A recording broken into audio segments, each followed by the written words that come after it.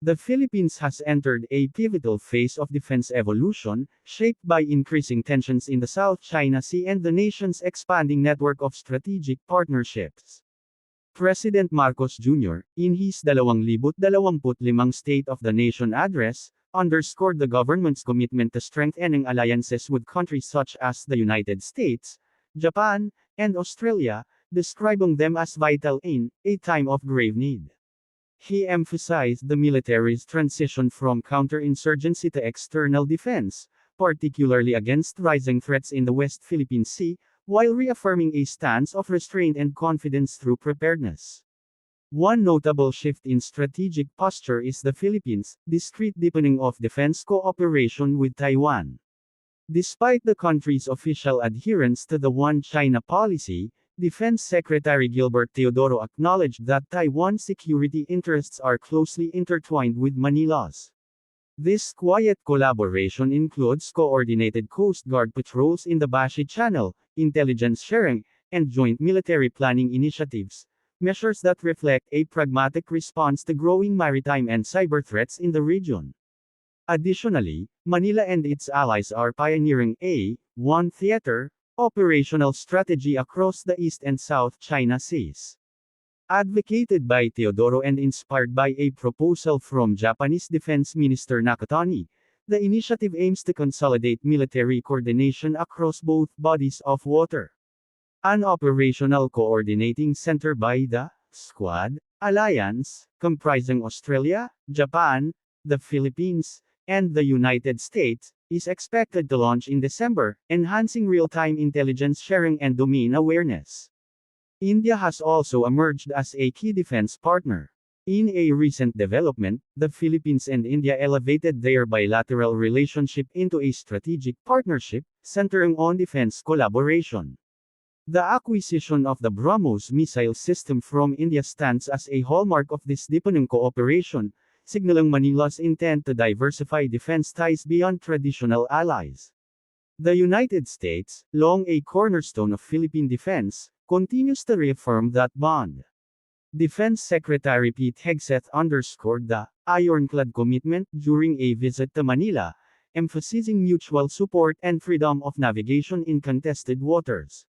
Speculation about the deployment of a second Typhon missile unit capable of striking targets up to 1,200 miles away underscores this deepening military alignment. While welcomed by the AFP, the move sparked strong disapproval from Beijing. Strengthening regional defense ties, Australia recently launched Exercise Alon 25, its largest joint military exercise with the Philippines to date.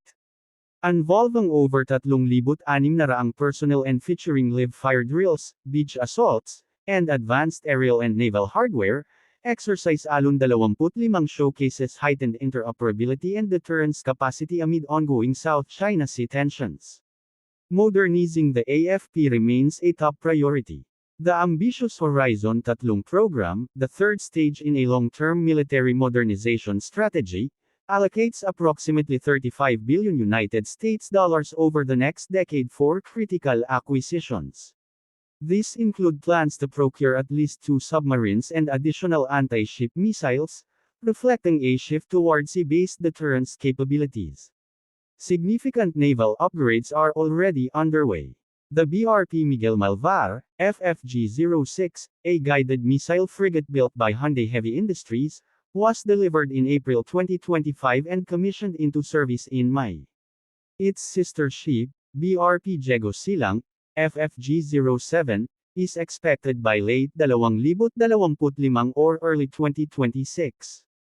Acquired offshore patrol vessels under the Horizon 2 phase, including the Raja Sulaiman-class OPVs, are also entering service. The first vessel, launched in February 2025, is being fitted out, while the remaining 5 are under construction.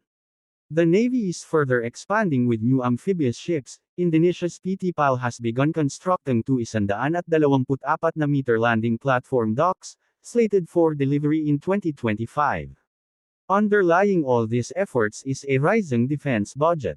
For 2025, defense allocations jumped 14% over 2024 levels, and further increases are under consideration for 2026, potentially adding another 16%. Beyond material acquisitions, capability building continues apace through training and exercises. In 2025, Australian Defence Force mobile training teams partnered with the AFP across critical fields like combat engineering, air traffic control, artillery, airfield damage repair, counter-IED tactics, and public affairs. Moreover, the U.S. Pacific Fleet Commander's visit in July symbolized enduring U.S. commitment. Admiral Steve Kohler met with AFP leadership, visited Subic Bay facilities, and delivered public remarks at Manila's Strat-Base Institute. His presence reaffirmed alliance solidarity and enhanced focus on maritime security, disaster response, and interoperability. Despite these advancements, the Philippines still occupies a mid-tier position globally, ranked 41st out of 145 countries in Global Firepower's 2025 index. Its Power Index score of 0.6987 reflects significant room for improvement. All these developments occur against a backdrop of increasing Chinese aggression. Incidents, such as collisions between Chinese naval vessels and Philippine ships, high-risk maneuvers in contested waters, and aggressive, gray zone, tactics, have elevated regional tensions. Analysts warn that such behavior could pave the way toward accidental conflicts unless deterrence is reinforced. In summary, the Philippines' defense posture in 2025 reflects a decisive shift toward external deterrence and strategic partnership diversification. It includes expanding capability through new vessel acquisitions, enhancing regional cooperation via trilateral and multilateral frameworks, and strengthening military readiness through training and budget growth. Despite ongoing challenges, including limited overall military ranking and heightened regional tensions, the nation is significantly bolstering its defense capacity to meet evolving maritime security threats.